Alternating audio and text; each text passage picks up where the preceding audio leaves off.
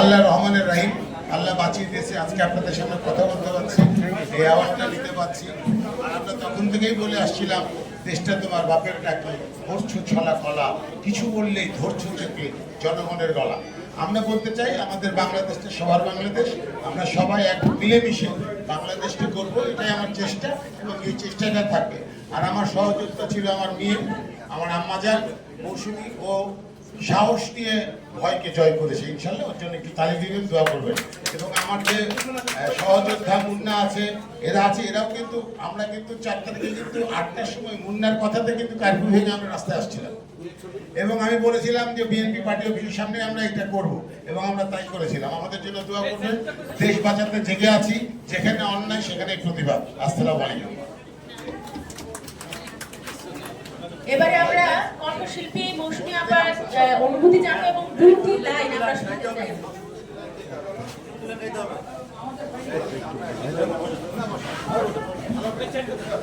শুভ সন্ধ্যা সবাইকে, আসসালামু আলাইকুম।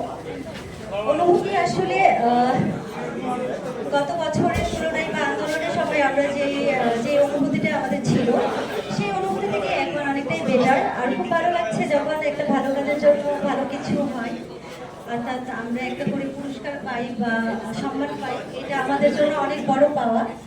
আমি ব্যক্তিগতভাবে ধন্যবাদ জানাবো আমার গুরু ইথুল বাবুকে এবং সেই সাথে আমার পারিপার্শ্বিক বড় ভাইয়েরা, মুন্না ভাই, মিজান ভাই, আরও আছে সবাইকে অসংখ্য ধন্যবাদ, যারা আমাকে খুব সাপোর্ট করেছিল, সহযোগিতা করেছিল, যার কারণে আমি অনেক কিছুই বুঝতে পারি নাই যে কষ্টটা কি। আর কষ্টের কথা নাই বলি, বহু বলেছি, আর বলতে চাই না। আমরা এখন ভালো কিছু আশা করছি, ভালো কিছু হবে এইরকম কাজ করছি।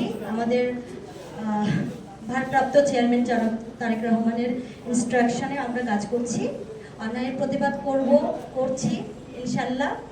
আর বেশি কিছু নয়, 2 লাইন গান শুনে শেষ করছি। সবাই একটু ক্লোজ হয়, আপু একটু ক্লোজ হয়, ক্লোজ সবাই।